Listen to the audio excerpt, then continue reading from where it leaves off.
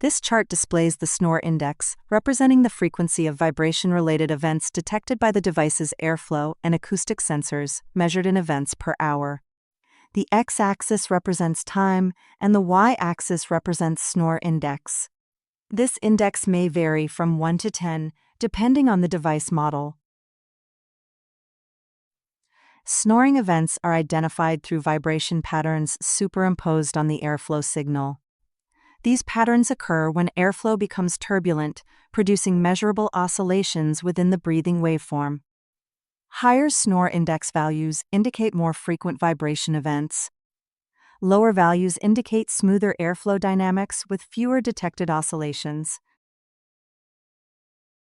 The Snore index is best interpreted alongside other respiratory metrics to understand overall breathing dynamics during sleep.